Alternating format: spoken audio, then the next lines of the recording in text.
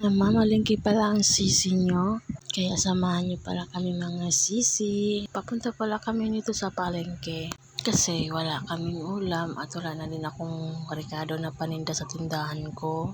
Marami kasing naghahanap sa tindahan ko ng rekado. Kaya nga nagpadala nga ako sana sa asawa ko nung nagtinda siya, kaso lang hindi niya ako binalhan kasi nga daw mahal.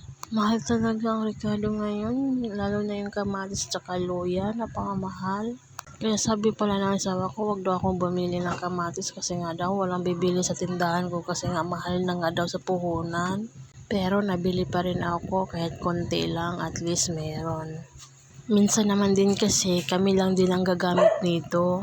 At ito na pala, pumili na pala kami ng uulamin namin. Tagal pala namin pumili nito mga sisi.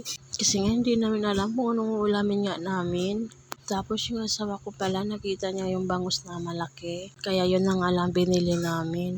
Nagbaboy na kasi kami, tapos nagmanok na. Ngayon, isda naman. Tapos bukas, gulay naman. Siyempre, para hindi tayo mauumay.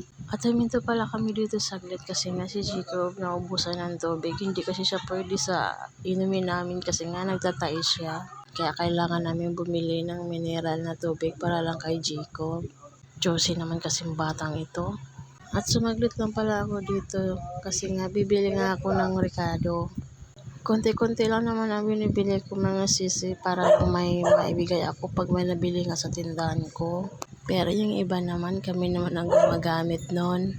Lalo na pag tanghali, hindi makakapunta ng palengke ang asawa ko. Kaya ayan, sa tindahan na nga lang kami kukuha. Pero babayaran pa rin naman ng asawa ko yung kinukuha ko sa tindahan. Kaya ayan nga sisi, pagdating ko pala sa bahay, niluto ko pala agad ang ulam namin, pinirito.